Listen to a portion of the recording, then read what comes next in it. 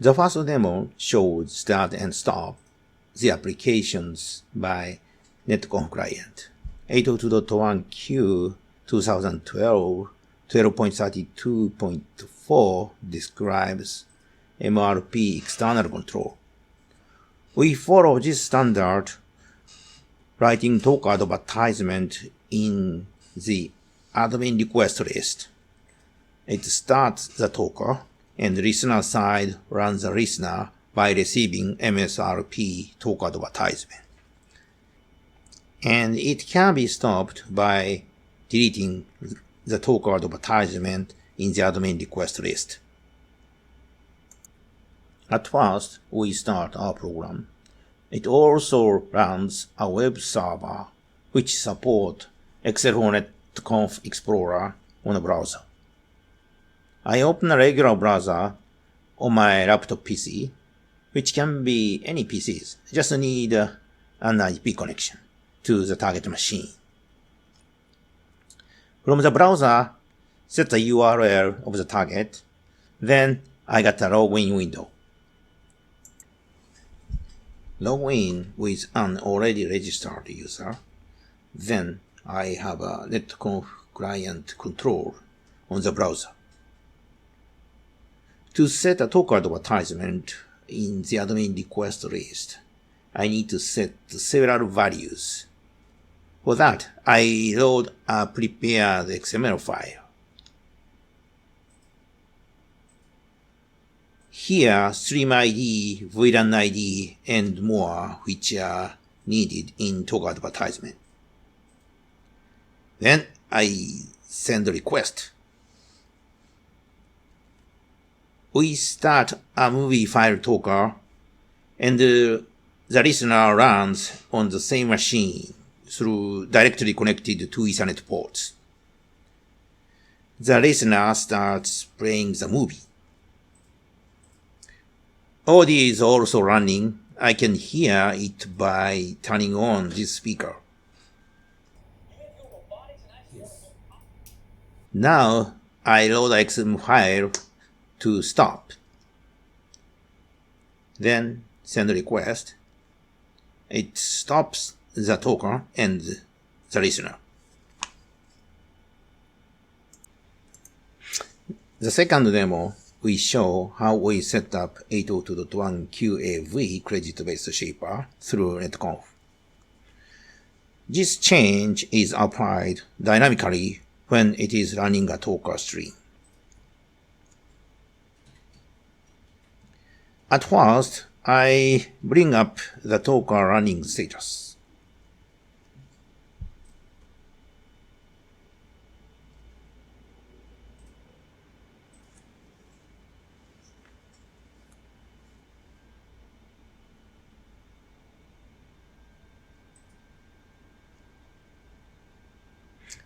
The talker started.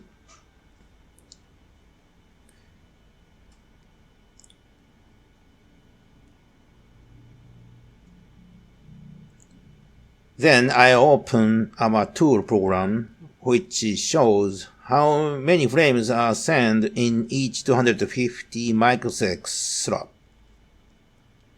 This printing shows one column as one 250 microsecond slot. One horizontal line shows 80 slots, which is 20 milliseconds. And one asterisk printing means there is one frame. To avoid too many printings, we print only 4 lines in a second.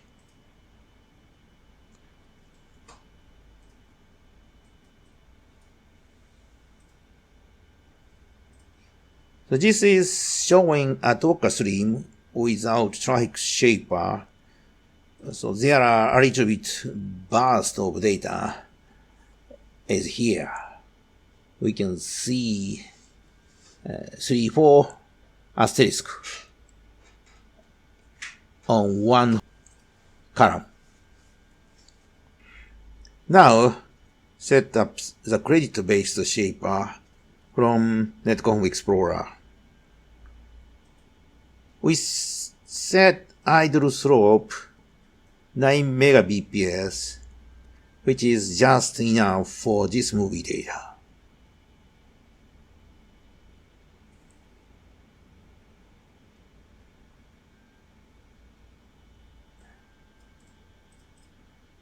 And send the request. Now, what happens? We see on the screen. Now, no burst is happening. It's only one asterisk on one slot. Never happened multiples. Its traffic is very much averaged.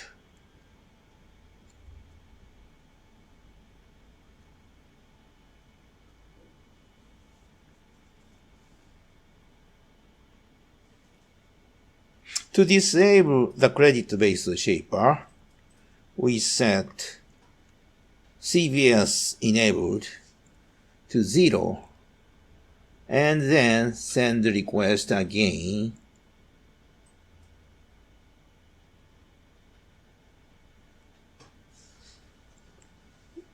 Then it returns to the non-shaped traffic. Again, there are multiple frames on one slot.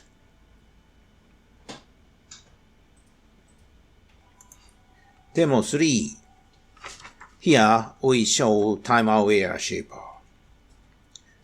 For this configuration, the setting values are more complicated. It needs to set up several schedule entries.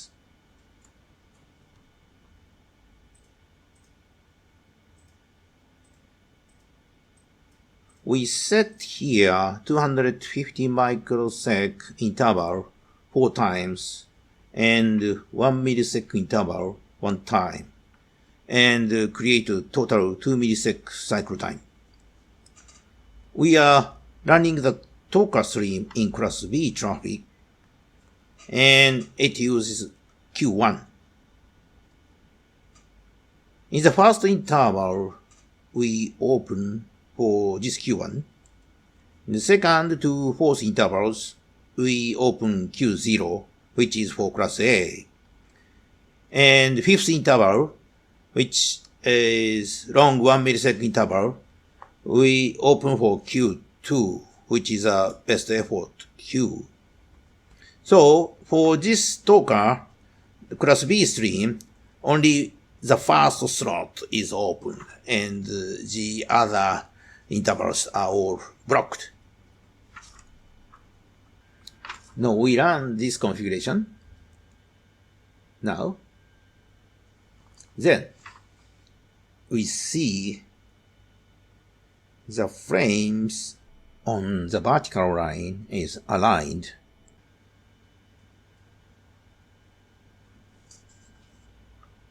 The aligned point is the point where Q1 is opened by our scheduling.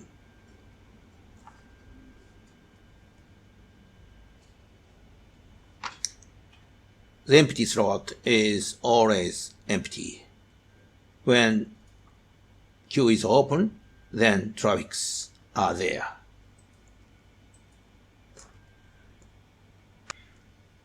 To disable, we set get enabled is false, and then from Netconf Explorer side and send it again. Then the traffic back to the non-shaped status.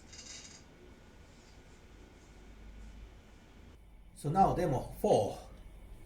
In this demo, we show you how it is easy to add our own YAM file, which is not by standard, when we just want to add something our own, and how it can be easily added.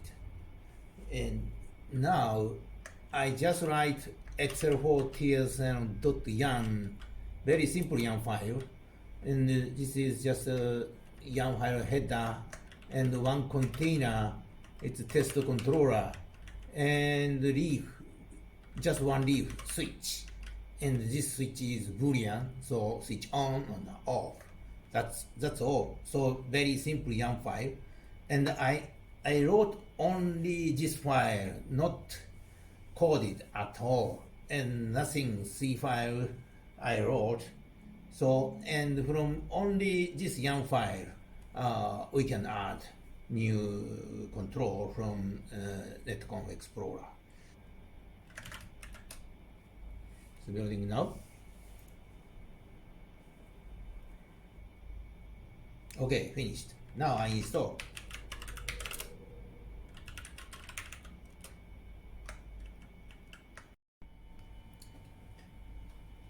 After rebuilding our Uniconf and Netconf server, it is ready to control an item from Netconf Explorer. Now I restart our program here, so it's Netconf, our Uniconf and Netconf server is restarted. Then I restart our Netconf Explorer side, so I show. I need to log in again, and so now we can see a new item test controller appear here, and switch item is here.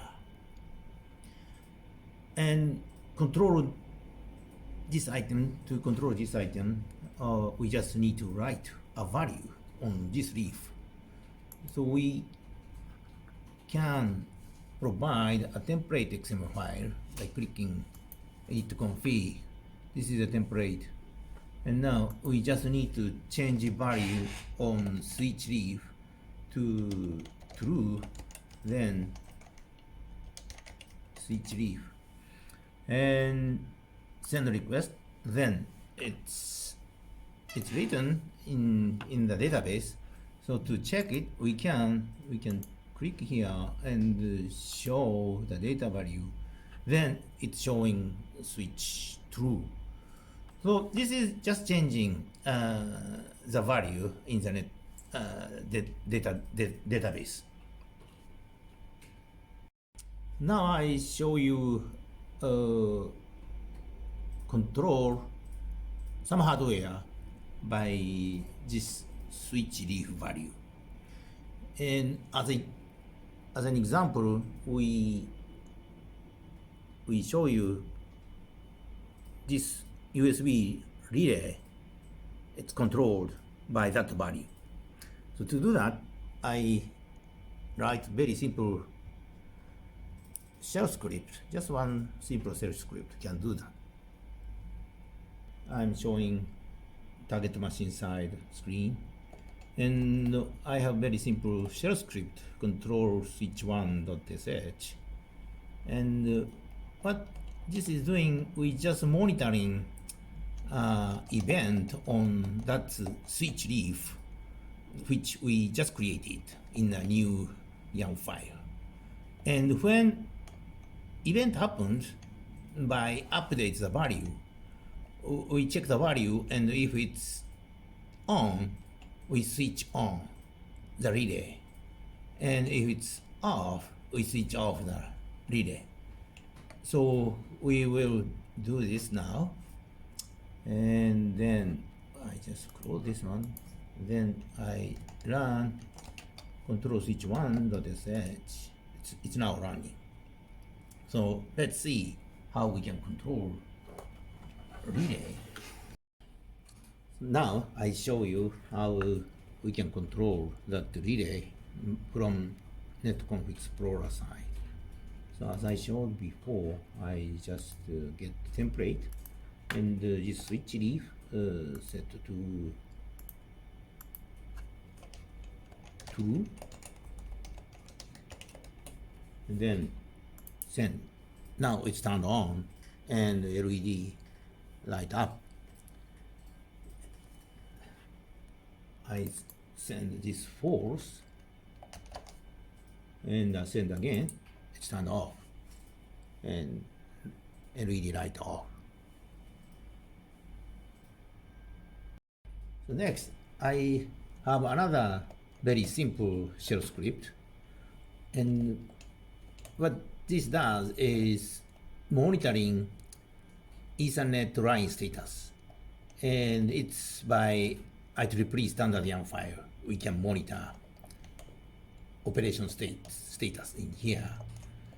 And when status is changed, we check the value, and the status is up, then we turn off LED by relay turn off.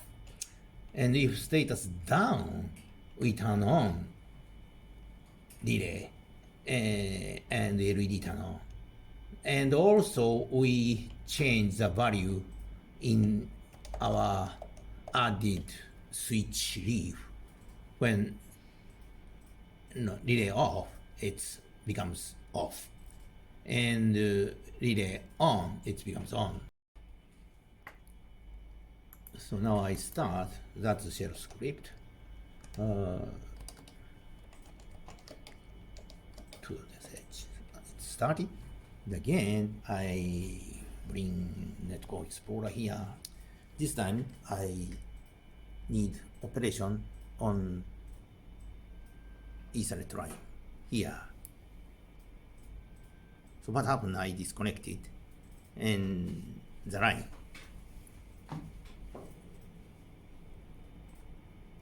I disconnected, it's turned on. And then I reconnected, it's turned off. So the LED is controlled by Ethernet line status event. And it also can be monitored in here because we added in the script. When it's changed, the value is also updated. So we see the value here.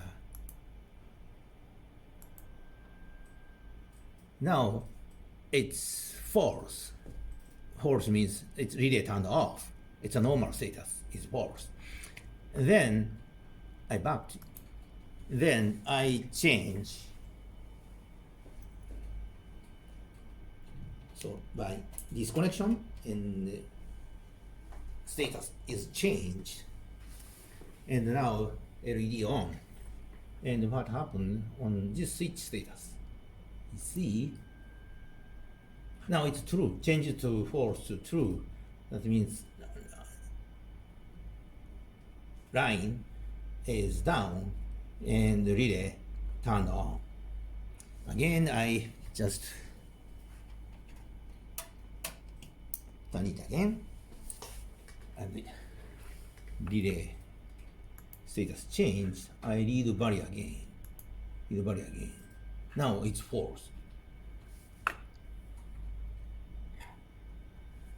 So this shows how easily we can create a relationship between one YAN item and another YAN item. Potentially any items in our YAN database can be related to each other. So very powerful, easy, and flexible configurations become available by this. And it is not by our proprietary way, but by the standardized IEEE YAN and Netconf protocol.